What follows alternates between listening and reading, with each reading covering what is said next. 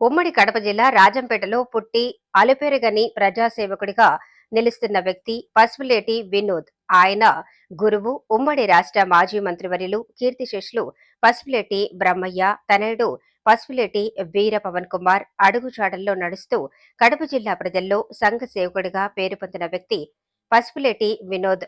యువతీ యువకులకి ఆదర్శంగా ఉంటున్నాడు.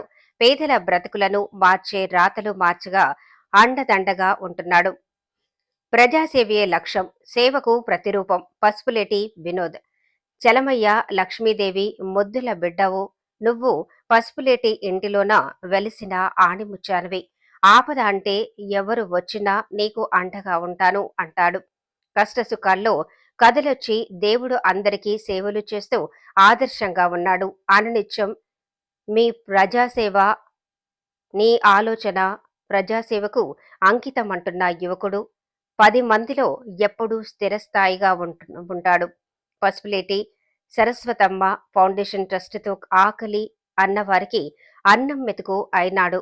ప్రతి ఒక్కరికి తోడు నీడ అయినాడు. ప్రజాక్షేమంగా కోరుకునే వినోద్ యువతి యువకులకు ఆదర్శం. నువ్వు చేసిన సేవలు, ఉన్నత చదువులు చదివి ఉద్యోగం ఎరగని సేవకుడుల పల్లె నుండి స్టార్ట్ చేసి సేవలు జిల్లా వరకు వెళ్లాడు. నిన్నుగన్న తల్లిదండ్రులు పాదాభివందనాలు. మాజీ మంత్రివర్యులు కీర్తిశేషులు పసుపులేటి బ్రహ్మయ్య తనయుడు వీర పవన్ కుమార్ మెచ్చిన సేవకుడు పసుపులేటి వినోద్ పై కథనం.